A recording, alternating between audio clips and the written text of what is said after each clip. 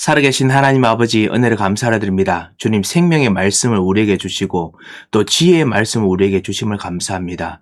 이 세상의 지혜를 뛰어넘는 하나님의 지혜, 그리스도의 지혜를 오늘도 배우는 시간 되게 하시고 그 안에서 세상의 지혜를 이기는 하나님의 능력을 발견하는 시간 되도록 인도하여 주셔서 함께 하실 것을 감사하고 예수 그리스도 이름으로 기도합니다. 아멘. 네, 오늘 여러분과 함께 같이 우리 전도서와 아가서를 같이 보도록 하겠습니다. 전도서와 아가서 똑같이 지혜에 관한 말씀인데요. 전도서는 아시다시피 헛되고 헛되니 모든 것이 헛되도다 라고 알려져 있는 좀 아주 회의론적인 시각이 강합니다. 아가서는 또 반대로 아주 로맨스와 가까울 만큼 엄청나게 또 긍정적이지요. 자, 이런 정말 그 두 가지를 보면서 이 세상을 어떻게 쳐다봐야 될지 하나님께서 특별히 그리스도께서 이를 통해서 어떻게 말씀하시는지를 우리가 좀 볼 수 있는 시간을 좀 가지도록 하겠습니다. 우리가 이 전도서와 아가서를 읽을 때도 잊지 말아야 될 것이 뭐냐면 이 두 그 지혜의 근본이 하나님이 뿐만 아니라 우리를 구원하신 그리스도, 특별히 우리를 인도하시는 성령이십니다. 이 성령께서 우리들을 통해서 하시는 말씀이다라고 우리가 같이 읽고 우리가 깨닫게 됩니다. 그래서 성령께서 인도하시는 이 지혜가 무엇인가를 오늘 여러분과 우리가 좀 볼 수 있지 않을까 생각합니다. 그래서 지난번과 좀 마찬가지로 어떻게 읽을 것인가, 어떻게 볼 것인가 라는 입장에서 우리 한번 보도록 하겠습니다. 먼저 한번 리딩 지저스 먼저 좀 보도록 하겠습니다.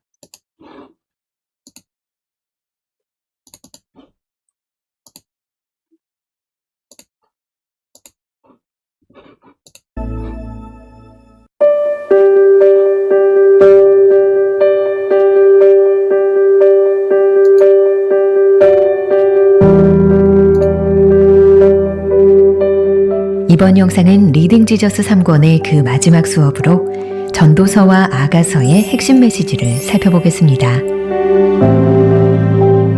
지혜자의 죽음이 우매자의 죽음과 일반이로다. 전도서 2장 16절의 말씀은 얼핏 보면 지혜를 가장 좋은 보화라고 가르치는 잠언의 메시지와 충돌하는 것처럼 보입니다.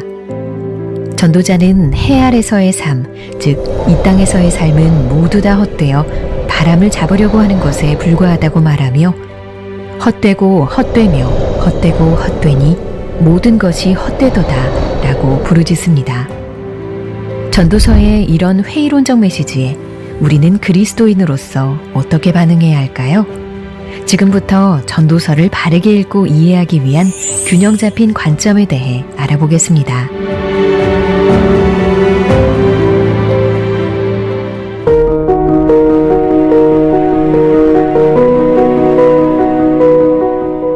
전도서의 회의론적 메시지를 바르게 이해하기 위해서는 두 가지 개념 사이에서 균형을 유지해야 합니다. 첫째로 모든 것이 헛되다라는 개념과 둘째로 카르페 디엠, 즉 현재의 삶을 최선으로 즐기라는 개념 사이에서 균형을 잡아야 하는 것이죠. 전도서가 이처럼 두 사고의 양극을 오가는 이유는 우리가 지금 살고 있는 세상이 처음에 하나님께서 창조하신 그 모습이 아니기 때문입니다. 세상은 원래 좋은 곳이었고 거룩함과 행복이 동행하는 곳이었습니다. 그러나 타락으로 인해 모든 창조 질서가 저주 아래 놓이게 되었고 해 아래의 삶은 헛된 노동과 수고가 되었습니다. 삶의 고통과 이해할 수 없는 문제들은 죄의 결과이며 결국에는 모든 인생이 죽음이라는 저주에 다다릅니다.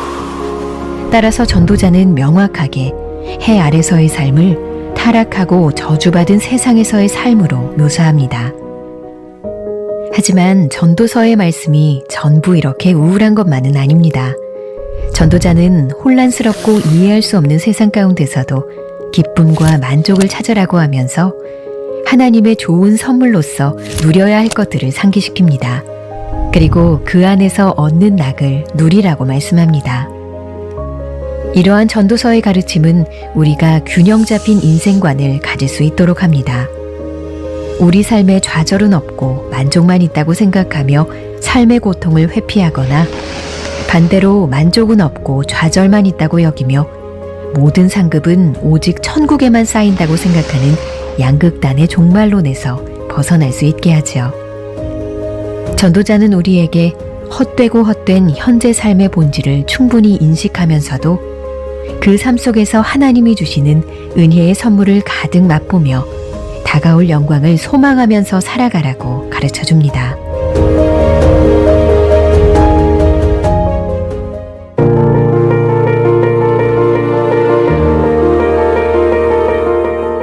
부정적으로 들리는 전도서의 메시지에는 사실 긍정적인 목적이 있습니다. 전도서의 목표는 절망적이고 이해할 수 없는 이 세상을 단순히 관찰하는 것이 아니라 그 속에서 우리가 어떻게 살아야 하는지에 대한 답을 주는 것입니다. 전도자는 간단한 결론으로 그 답을 명확하게 제시합니다. 일의 결국을 다 들었으니 하나님을 경외하고 그의 명령들을 지킬지어다. 이것이 모든 사람의 본분이니라. 하나님은 모든 행위와 모든 은밀한 일을 선악간에 심판하시리라. 하늘에 계신 하나님은 삶의 헛됨이나 절망적 세상의 지배를 받지 않으시며 모든 것을 초월해 다스리십니다. 그러므로 이 땅을 살아가는 인생이 가져야 할 참지혜는 모든 것을 초월하시는 하나님을 경외하는 것입니다. 그리고 모든 행위를 심판하시는 하나님께서 장차 그의 완전한 공의를 이루실 것을 기억하는 것입니다. 동시에 타락한 세상에서 맛보는 삶의 좌절과 허무함은 궁극적으로 우리를 그리스도께로 인도합니다. 비록 우리가 헛된 해 아래의 삶을 살아가고 있지만 우리에게는 예수 그리스도를 통해 받은 구원이 있고 복음 안에서 얻은 자유가 있습니다.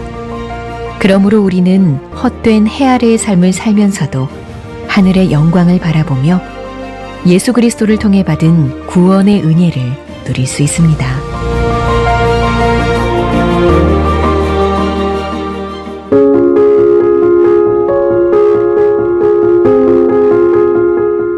아가서를 해석하는 방법은 전형적으로 둘로 나뉩니다. 첫째는 영적 해석으로 아가서에 나타나는 사랑의 내용이 하나님과 그 백성의 사랑을 풍유적 또는 모형적으로 표현했다고 보는 것입니다. 둘째는 자연적 해석으로 아가서를 인간의 사랑과 성을 예찬하는 것으로 보는 것입니다. 우리가 취해야 할 바람직한 접근은 두 해석을 모두 올바로 포함하는 것입니다. 그럼 이제부터 아가서의 이야기를 살펴볼까요?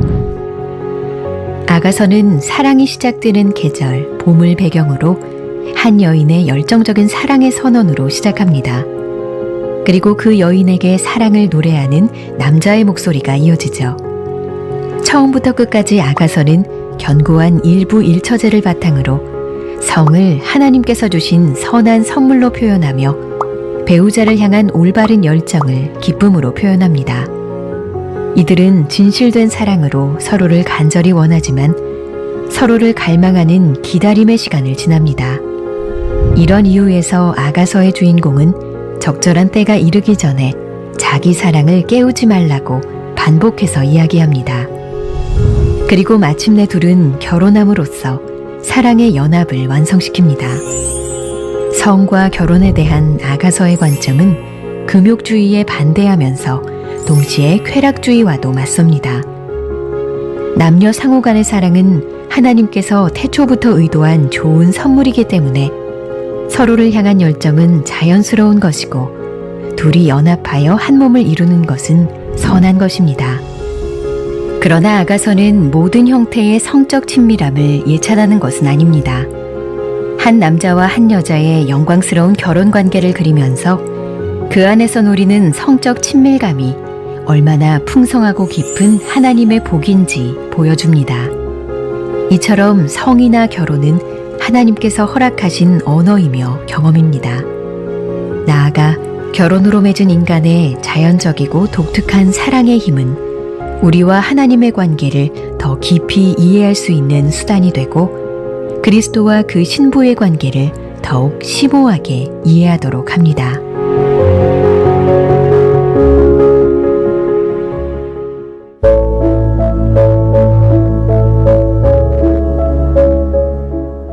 아가서의 이야기를 이해하는 영적 해석에 대해 함께 살펴보겠습니다. 사랑과 결혼을 이야기하는 아가서는 다른 구약 성경과 마찬가지로 우리를 그리스도의 복음으로 인도합니다. 아가서가 그리는 열정적이고 숭고한 사랑을 모두가 꿈꾸지만 인간의 사랑은 필연적으로 일시적이고 이 세상의 모든 관계에는 끝이 있습니다. 그리고 우리는 모든 면에서 사랑에 실패했고 성을 왜곡하였습니다. 하나님께서 주신 성적인 영역에서 지켜야 하는 포도원을 엉망으로 망쳐놓은 것이죠. 스스로 담을 허물고 여우를 불러들이고 가시와 엉겅퀴를 자라게 하였습니다. 우리 같은 인생에 소망이 있을까요? 타락한 세상에서 찾을 수 없는 온전한 사랑을 주시는 예수 그리스도는 만신창이가 된 포도원을 재건하십니다. 예수님은 전혀 가치 없는 신부를 위해 완전한 사랑으로 성육신하시고 고통을 감수하셨고 대신 죽으심으로 그 사랑을 이루셨습니다.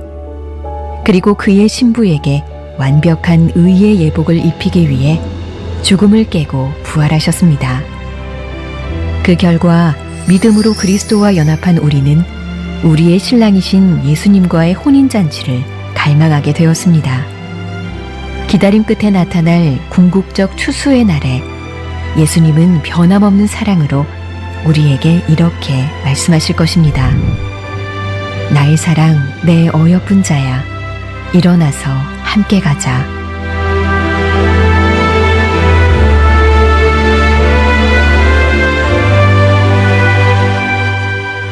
우리는 해 아래서 타락하고 저주받은 역기능적 세상에서 살아갑니다. 그래서 우리의 노동은 고달프기도 하고 절망을 가져오기도 하고 이해가 되지 않을 때도 있습니다. 그러나 그리스도 안에서 구원받은 신자로서 우리는 그저 해 아래서만 사는 것이 아닙니다. 부활하신 그리스도께서 우리 안에 사시기 때문에 그리스도와 함께 하늘에 속한 자들입니다. 태초부터 우리를 사랑하신 그리스도께서 우리를 신부로 안아주실 것입니다. 그의 온전한 사랑 안에서 우리의 인생은 결코 헛되지 않으며 우리는 그 사랑을 계속 갈망하며 살아갈 수 있습니다.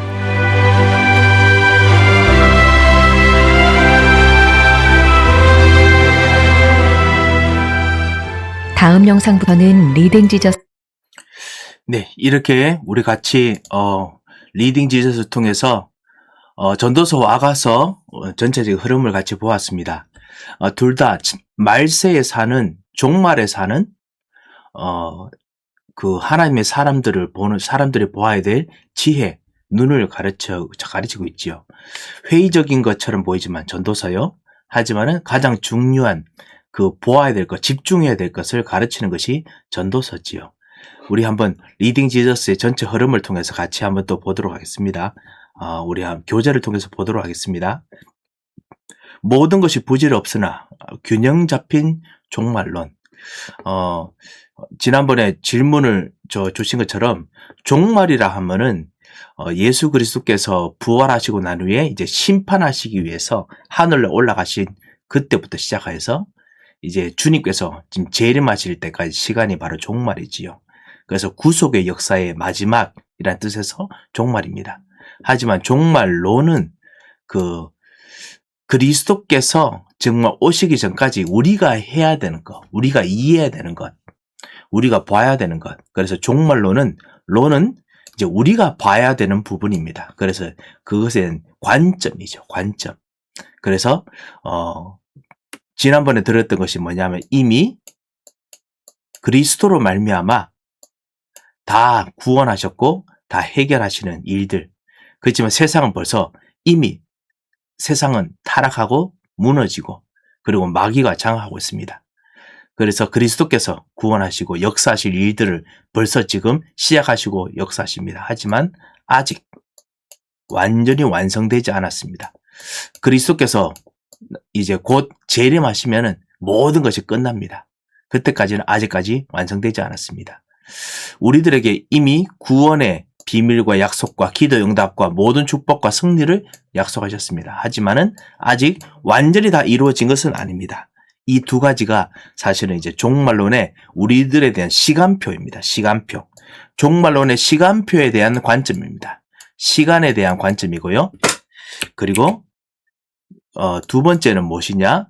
여기 우리가 보듯이 그렇기 때문에 약간 좀 회의적입니다만 하지만은 완전 회의적이진 않습니다. 집중해야 될 것이 있습니다. 우리는 이것을 보고 우리가 아까 방금 말씀드린 집중입니다. 우리가 집중해야 될 것을 가르쳐 줍니다. 그래서 우리는 집중이라는 단어를 더 많이 썼지요. 자, 그래서 우리 조금 보도록 하겠습니다. 제가 할 때마다 갑자기 줄이 쫙 이렇게 돼서 여러분 깜짝 놀라게 돼서 죄송합니다. 하여튼 그렇게 되겠습니다.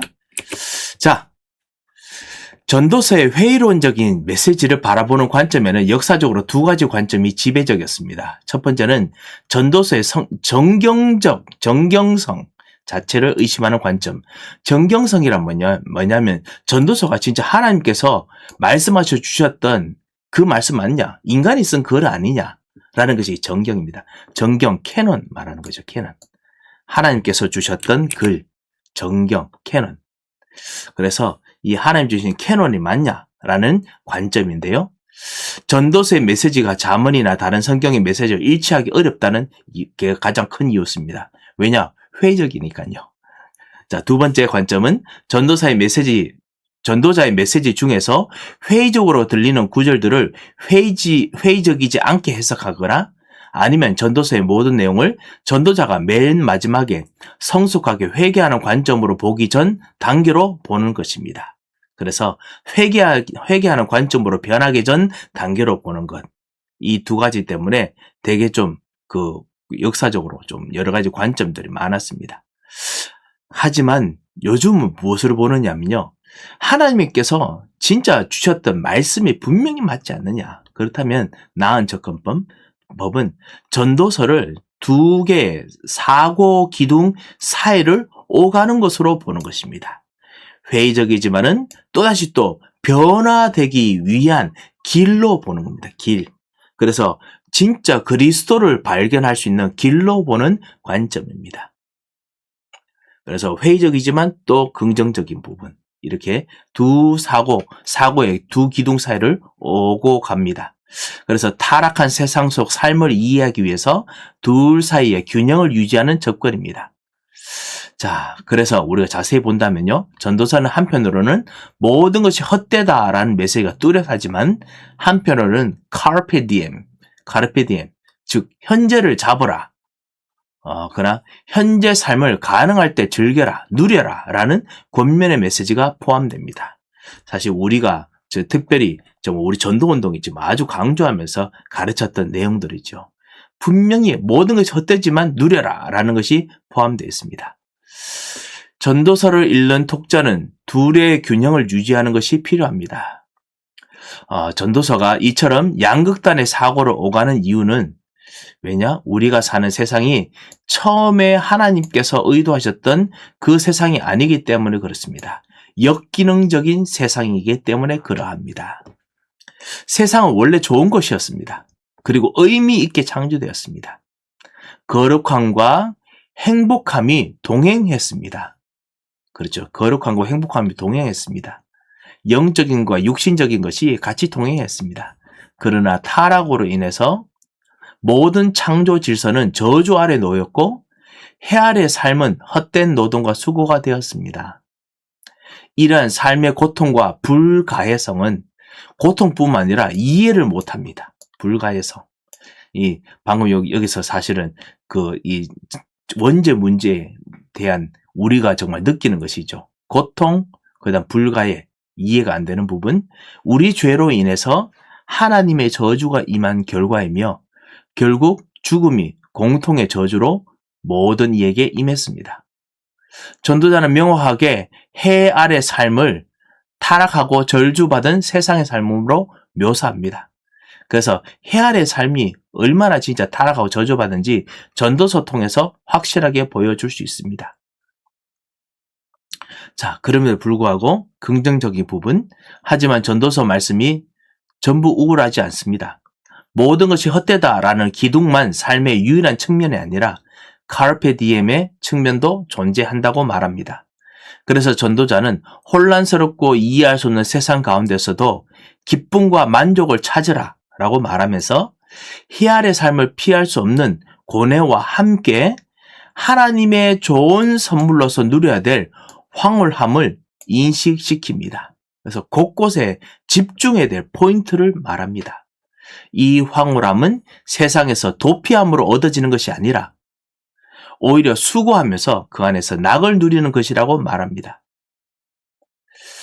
수고하면서 그 안에서 낙을 누리라 라고 말합니다. 수고하면서 그 안에서 낙을 누리는 것이다. 그것이 전도서가 우리가 읽는 지금의 흐름입니다. 날마다 먹고 마시는 것과 수고함으로 낙을 누리는 그것이 하나님의 선물인 줄도 또한 알았도다. 전도서 3장 13절이죠.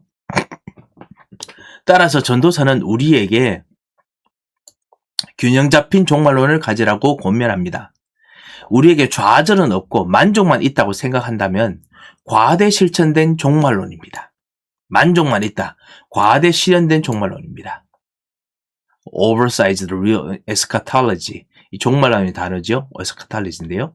그런데 반대로 만족은 없고 좌절만 느끼면 그러면서 모든 상급은 천국에서만 쌓인다고 생각하면 그거는 과소실현된 종말론입니다.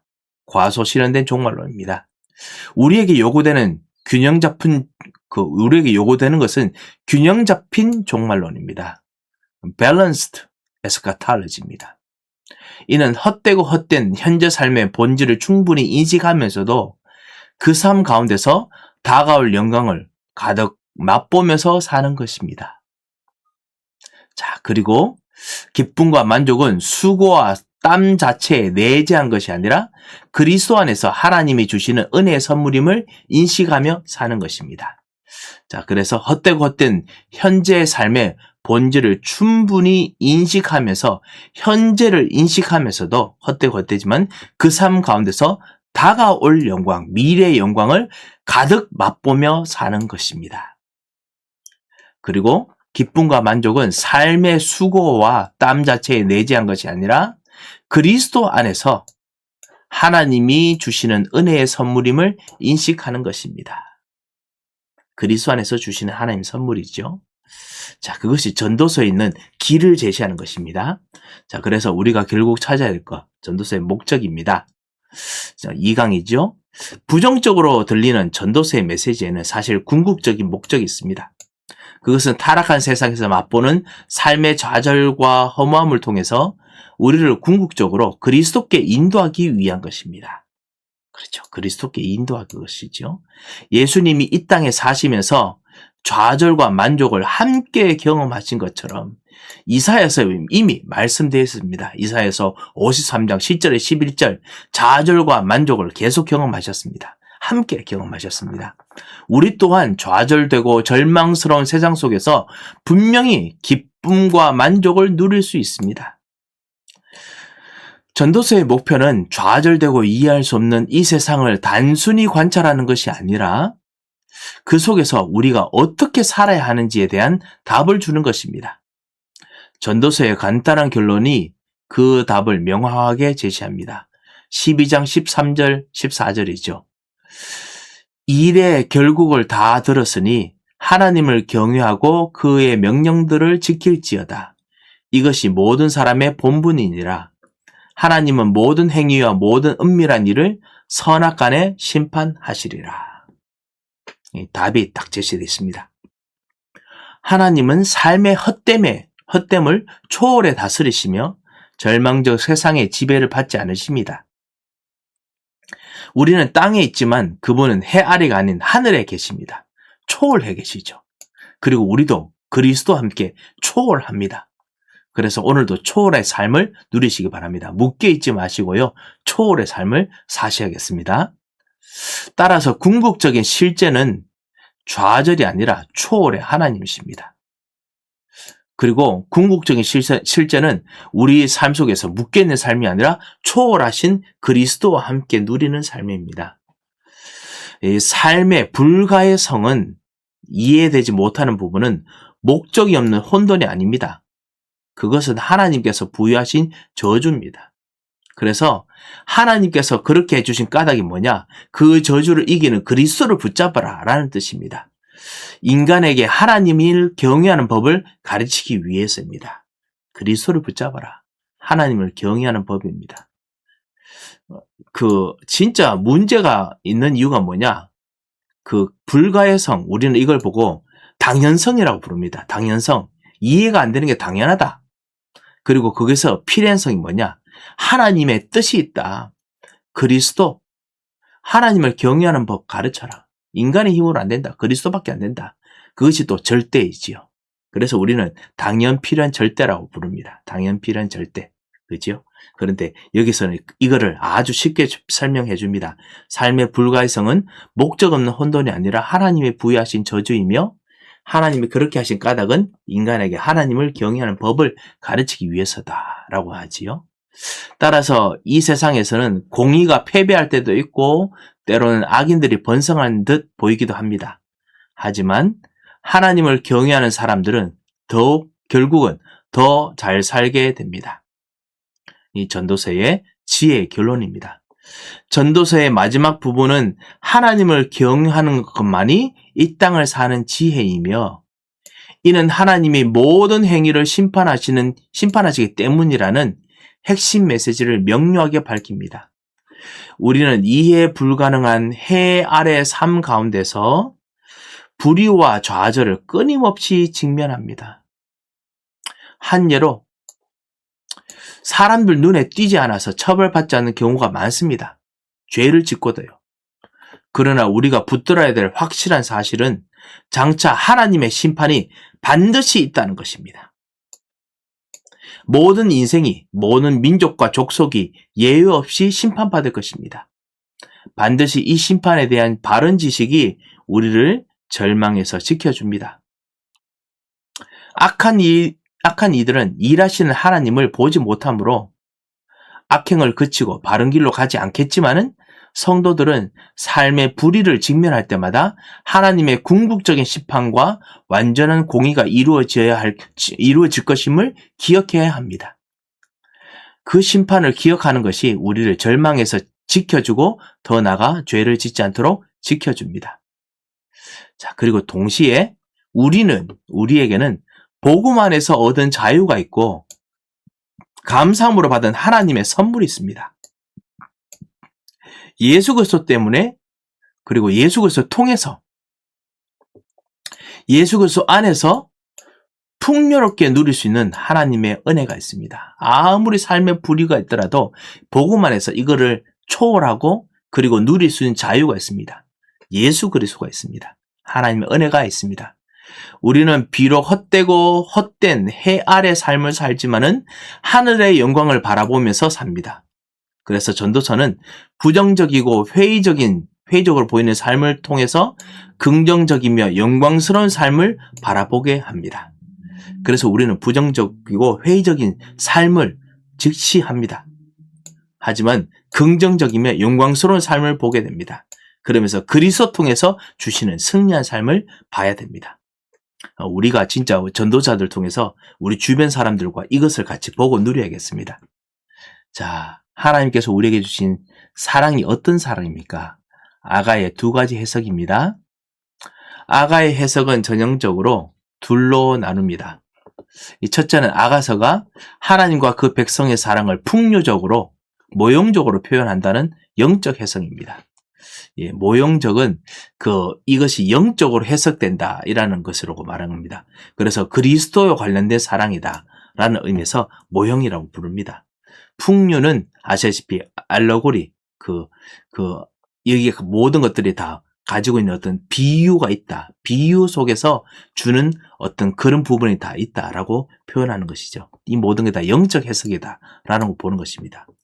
하지만 또 어떤 해석은 이것은 진짜 그냥 자연적인 것이 아니냐. 둘째는 아가를 인간의 사랑과 성을 예찬하는 것으로 보는 자연적인 해석입니다.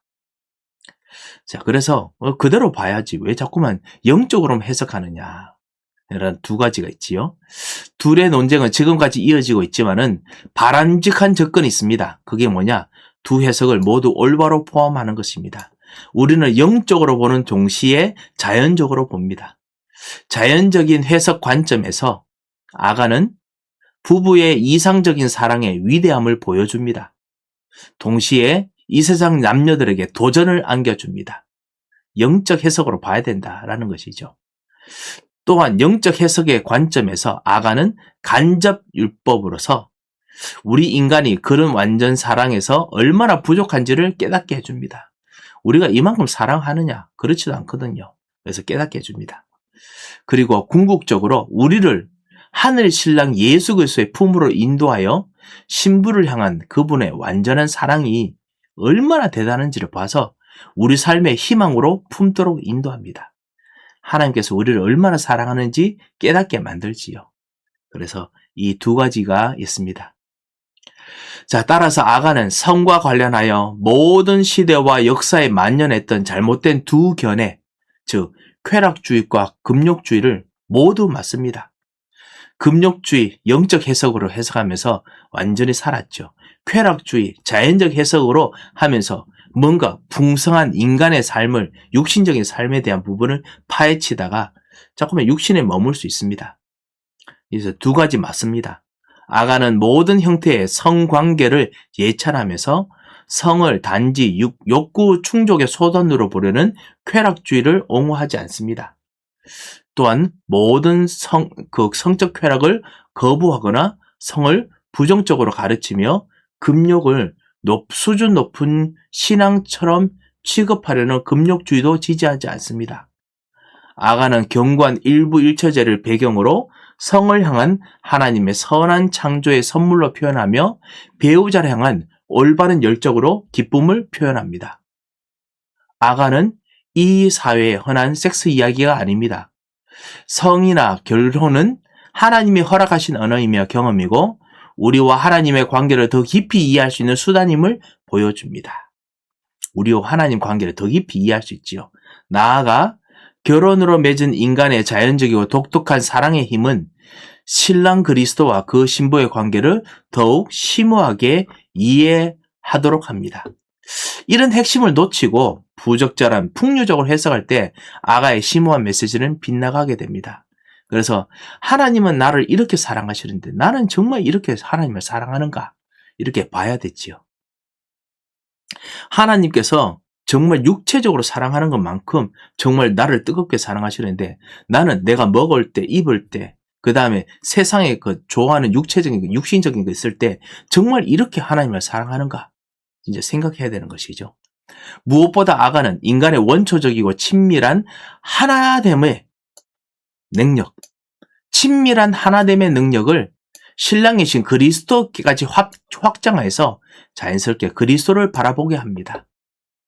예, 그리스도를 바라보게 하지요.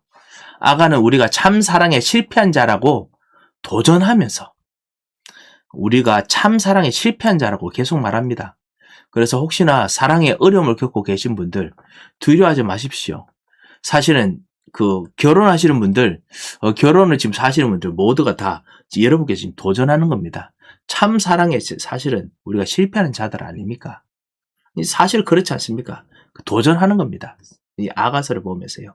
그러면서 온전히 우리를 사랑하신 그분께로 안내합니다. 정말 이 사랑으로 도전해야 된다. 그분은 신부인 우리를 사랑하셔서 모든 것을 내주셨습니다.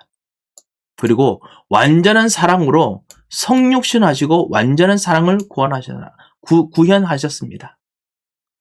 완전한 사랑으로 성육신하셔서 우리의 모든 비천함을 같이 안으셨습니다. 끌어안으셨습니다. 그리고 우리와 죽을 때까지 같이 가셨습니다. 배신까지 같이 가셨습니다. 우리의 모든 사랑의 부분을 도전하는 말씀이죠. 그래서 완전한 사랑을 구현해 주셨습니다. 우리는 모든 면에서 사랑에 실패하고 성을 왜곡했습니다. 하지만 예수님께서는 온전히 우리를 사랑하셨고 우리가 성을 오용해서 치를 대가를 예수님이 우리를 대신해서 죽으심으로 지불하셨습니다. 예, 우리는 쾌락과 그리고 즐거움으로 사용했습니다만 예수님은 당신이 십자가에 죽으심으로 말미암아 이 모든 기쁨들을 누리도록 값을 치르셨습니다. 가치 없는 신부를 위해서 고통을 감수하신 것입니다. 나아가 그 신랑은 사랑한 신부에게 완벽한 의의 예복을 입히시기 위해서 죽음을 깨고 부활하셨습니다. 그래서 그냥 잠시의 기쁨의 예복이 아니라 영원한 예복, 영원한 영광의 예복을 우리들에게 입히시도록 길을 여셨습니다. 그 결과 믿음으로 그리스도와 연합한 모든 자들은 모두 마지막 혼인잔치를 갈망하게 됩니다. 마지막 혼인잔치, 하지만 절대로 끝나지 않는 영원한 혼인잔치, 화려한 옷과 화려한 즐거움과 화려한 영광 받는 그 자리, 아름다움으로 찬사받는 그 자리로 우리가 갈망하도록 하나님께서 길을 여셨습니다. 참, 예수님께서 길을 여셨습니다. 태초부터 우리를 사랑하신 신랑이 우리를 신부로 안아주실 것입니다. 아가서는 바로 그 사랑을 아름답게 노래합니다. 우리는 실제로 그 사랑을 받았기 때문에 이제 그리스도 안에 있는 구원으로 말미암아 그 사랑을 계속 갈망하며 살아갑니다. 이처럼 아가서는 인간의 사랑과 결혼에 관련된 메시지를 전달하면서 실패한 우리, 그 다음에 계속 도전해야 될 우리를 보면서 그리스도와 복음을 함께 보여줍니다. 자, 이제 아가서를 보는 눈들이 열리지요. 그러면서 아가서 메시지를 잠깐 보겠습니다. 첫 번째, 1장입니다. 1절에 4절. 참된 사랑만이 안식을 줍니다. 아가서는 한 여인의 열정적인 사랑의 선언으로 시작합니다. 그 사랑은 숨 막히듯 뜨거운 사랑으로 아가는 처음부터 끝까지 그 사랑의 갈망을 표현합니다. 여기서 사랑은 항상 성적 친밀감을 나타내는 뜻으로 사용되는데 특히 열정적인 성관계까지 의미합니다. 그것은 포도주보다 낫다. 그리고 삶을 풍요롭게 채워준다 라고 이야기합니다. 여인은 입맞춤에 이어서 남자의 향기로운 기름으로 옮겨갈 뿐 아니라 남자의 인격을 상징하는 그의 이름에 이끌립니다. 이름만 불러도 그 사람이 생각나게 되지요. 그는 단지 인물이 잘나서 달콤한 입맞춤 할 것 같은 사람이 아니라 믿음직스럽고 사람들의 존경과 신뢰를 받는 인격을 지닌 사람입니다. 여인은 그런 남자를 원하고 있고 모든 처녀가 사랑할 것이라고 확신합니다. 드디어 남자가 여인을 방으로 이끌어들인데 다름 아닌 왕의 은밀한 침실입니다. 그 안에서 여인은 마침내 포도주보다 진한 사랑을 경험하는데 바로 그 왕과 결혼했기 때문입니다. 그래서 그는 마치 독자들이여 내가 결혼했노라 라고 외치는 듯 포도주와 더 진한 사랑에 더 깊은 만족의 탄성을 자아내고 그러자 이 연인을 향한 사람들의 환호성이 들립니다. 아가 첫머리에서 우리에게 가르치는 것이 무엇일까요? 우선 아가는 지혜 문학입니다. 지혜입니다. 지혜. 말세에 어떻게 살아야 되느냐. 성과 결혼에 대한 메시지를 던집니다. 자, 지혜 문학에 두 가지 통로가 있습니다. 자, 지혜, 이거는 이제 우리 그 신학으로서 이해하는 것입니다. 두 가지가 뭐냐면 첫 번째 기둥입니다. 기둥. 그래서 우리가 정말 같이 기둥으로 삼고 가야 될 곳이 있고요. 두 번째 폭탄입니다. 폭탄. 폭탄이 있습니다. 실제로 그것에서 정말 실망하고 넘어져야 될 부분이 있습니다. 자, 한편으로는 기독교 세계관을 제공합니다. 그리고 다른 한편으로는 우리 삶의 잘못된 세계관을 폭로하며 뒤엎습니다. 그래서 기둥입니다. 기독교 세계관 제공하고요. 한편으로는 잘못된 세계관을 폭로하고 뒤엎기 때문에 폭탄입니다. 자, 이게 지혜 문학의 특성입니다. 지난번에 우리가 그 전에 읽었던 이 잠언서도 마찬가지입니다. 기둥과 폭탄을 제공하거든요. 기독교 세계관 제공하고 그 다음에 잘못된 세계관 폭로하며 뒤엎는 일들을 합니다. 아가서가 특별히 더 그렇습니다. 전도서도 그렇고요. 자, 이 세상 문화에서는 아가가 예찬하는 사람과 달리 자기가 원하는 대로 성관계할 수 있습니다. 세상은 어느 정도로 나갈 수 있느냐? 이성이든 동성이든 상관없습니다. 하지만 아가는 남녀 간의 영광스러운 결혼 관계를 그리면서 그것이 얼마나 풍성하고 깊은 하나님의 복을 누리게 하는지를 보여주면서 열망하게 합니다. 더 나아가서 아가는 온전히 진실하신 분, 곧 전혀 사랑스럽지 않는 교회를 위해서 자신을 내어주신 분의 노래입니다. 아무것도 아닌 볼품없는 자들을 위한 노래지요. 모든 이름 위에 뛰어난 이름을 가지신 그분이 자신의 의와 향기로 세상을 향기롭고 아름답게 채우셨습니다. 그분은 교회를 신부로 맞이하셨고 남루해진 신부의 옷을 대신해서 흠없고 아름다운 예복을 입혀주셨으며 천국에 신혼여행 침실을 준비하셔서 신부된 우리와 함께 영원한 기쁨의 시간을 나누실 것입니다. 따라서 모든 그리스도인들은 주님이 오셔서 우리의 신을 벗기실 날, 우리를 하늘의 집으로 데려가 참된 관계를 맺으실 그날을 소망합니다. 결국 성경 이야기의 마지막에 이르면 모든 피조물의 창조주가 그분의 교회를 품고 내가 그녀와 결혼하노라 라고 외치실 것입니다. 그러므로 우리는 그분을 가슴으로 열망합니다. 뜨겁게 열망합니다. 그리고 그 주님을 향해서 우리의 강력한 욕망을 발산하면서 그분을 향해서 궁극적으로 달려갑니다. 아가는 바로 이 메시지를 우리에게 말하고 있습니다. 아우구스티누스가 뭐라고 말했습니까? 주여, 우리의 마음은 오직 당신 안에서만 안식을 발견하나이다. 당신 안에서만 내가 내 모든 것까지 다 드러낼 수 있는 쉼을 얻을 수 있습니다. 라고 고백했던 것이 바로 그래서 그런 것이죠. 자, 이런 것 통해서 우리의 관계를 볼 수 있습니다. 하지만은 또 앞으로 올 분에 대한 부분이 있습니다. 아가스 메시지 2장 7절에서 17절이죠. 아가 2장은 한 여인을 사랑하는 한 남자의 이미지를 노루와 들사슴에 비유하여 그립니다. 번개같이 달려오는 그는 동작을 멈추고 담에 기대어 창살 틈으로 여자를 엿보면서 낭만적이고 아름다운 말로 간절히 원하는 것을 말합니다. 9절에서 10절입니다. 여자에게 부모를 떠나 자기와 함께 노루와 사슴이 뛰노는 들로 나가자고 청합니다. 둘이 사랑할 수 있는 시간이 마침내 도래했기 때문입니다. 11절에서 13절. 연약한 비둘기 같은 여자는 남자의 손이 닿지 않는 곳에 있습니다. 남자는 여자의 아름다운 모습을 보며 음성을 들을 수 있지만 그 이상을 원합니다. 하지만 여자는 안 된다면서 그 이유를 밝힙니다. 이미 자기 몸을 포도원으로 비유했던 여자는 포도원에 꽃이 피었지만 여우들이 활동하는 위험한 시기이므로 포도원에 핀 여린 꽃망울이 자칫 떨어질 수 있다고 알려줍니다. 그래서 포도원을 헐 수 있는 위험한 작은 여우를 잡아달라고 요청합니다. 여자는 남자가 담을 넘어오는 것을 거절하면서도 남자를 거부하거나 사랑의 갈망을 부인하지 않고 오히려 뜨겁게 표현합니다. 자, 제가 일부러 여우 약간 보여드렸는데요. 이 여우가 사실은 뱀, 사단, 흑암 세력을 이야기하는 겁니다. 자, 이 시가 전하려는 메시지는 무엇입니까?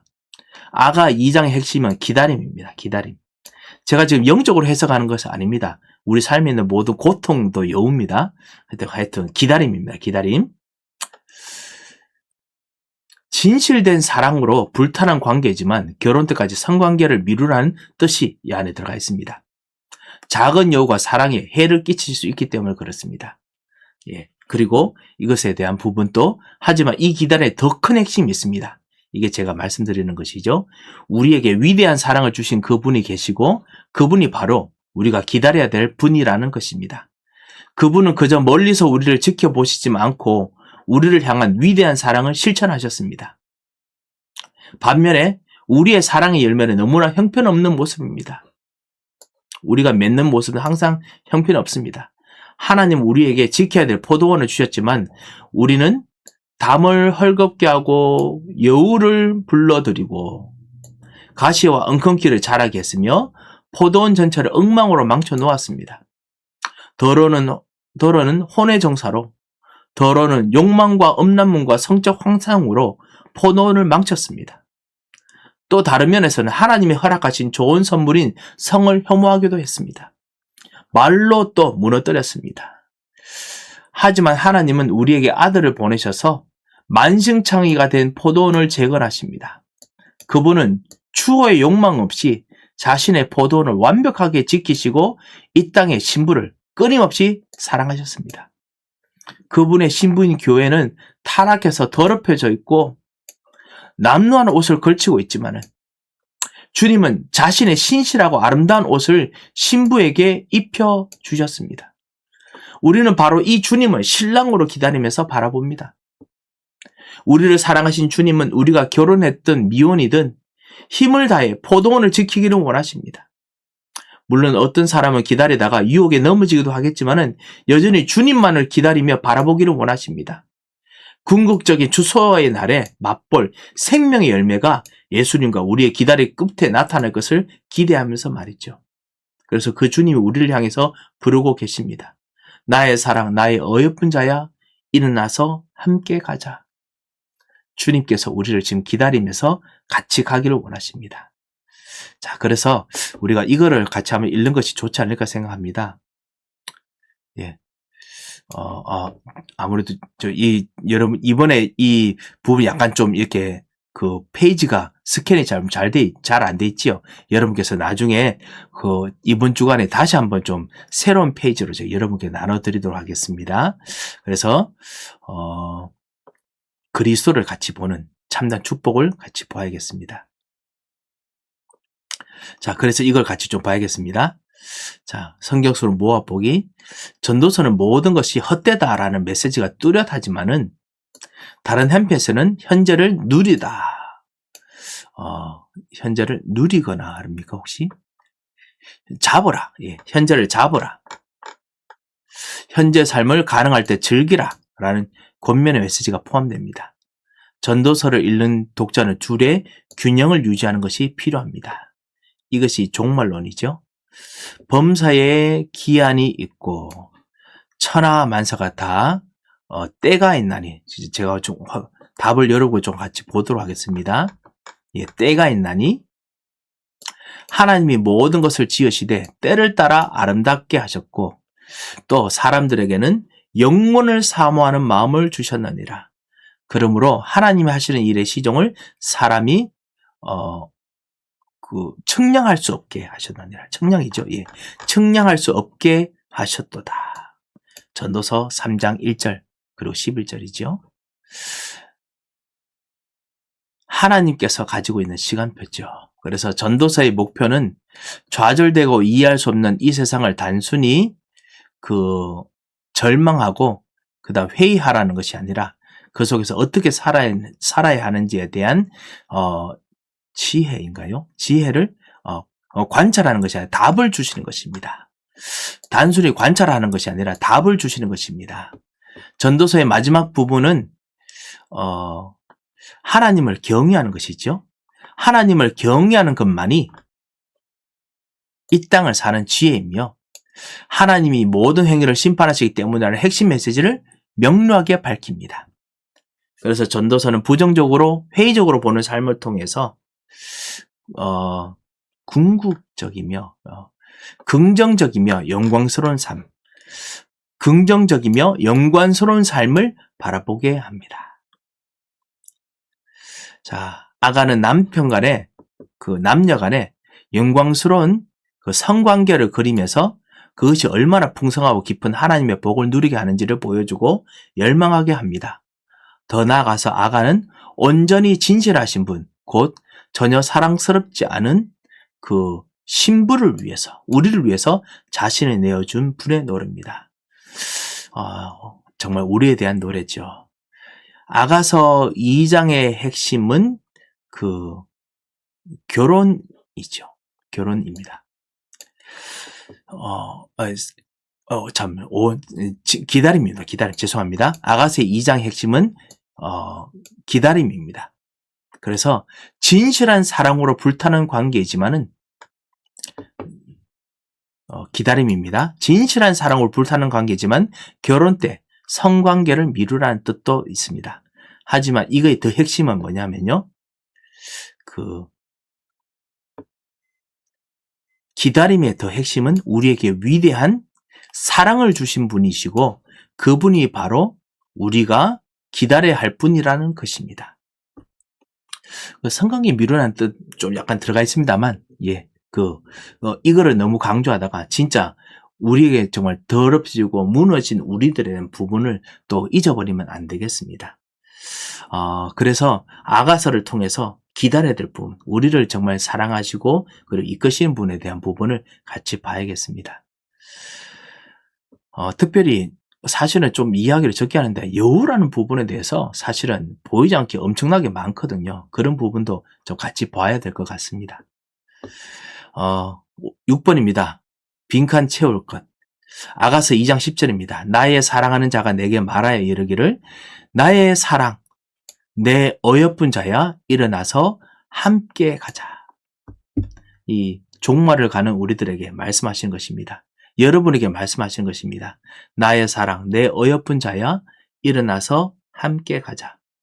이 축복을 같이 누리시는 시간 되시기 바랍니다. 그래서 지난번 우리 나눔 질문을 하지 않았는데요. 여러분과 같이 나눔 질문으로 같이 이야기를 나누시기 바랍니다. 전도서와 아가서는 허무함과 쾌락을 모두 배제하고 근원적인 기쁨이 되시는 하나님과의 교제를 이야기합니다. 그래서 성경을 읽으면서 하나님이 주시는 이러한 기쁨, 말씀을 주신 이런 기쁨이 있습니까? 두 번째 질문입니다. 온전한 사랑을 보여주신 그리스도의 삶의 모든 부분을 통해서 사랑하는 주관에 대해서 내가 되기 위해서 내가 실천할 수 있는 것이 무엇입니까? 그리스도의 삶의 모든 부분, 온전한 사랑을 주신 부분을 통해서 누릴 수 있는 부분이 무엇입니까? 전체 시가서를 통해서요, 지혜서를 통해서 여러분과 우리들에게 기억에 남는 메시지가 무엇입니까?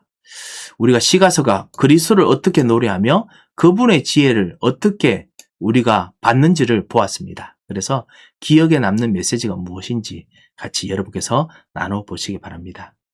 자, 이렇게 오늘 시가서 마지막 부분까지 보았습니다. 다 지혜에 관한 부분입니다. 여러분과 우리들이 지혜를 정말 누리는 축복의 그런 길들이 있으시기 바랍니다. 예, 한번 기도하도록 하겠습니다. 살아계신 하나님 아버지 감사합니다. 우리의 지혜가 되어주셔서 감사합니다. 우리에게 지혜의 능력이 되어주셔서 감사합니다. 주님께서 성령으로 충만케 역사하셔서 그리스도와 함께 이 모든 부분을 제대로 보고 누리는 축복의 삶 되게 하시고 모든 걸 회복하는 하나님의 열정이, 하나님의 능력이 회복되는 시간 되도록 인도하여 주셔서 주님 감사하고 예수 그리스도 이름으로 기도합니다. 아멘.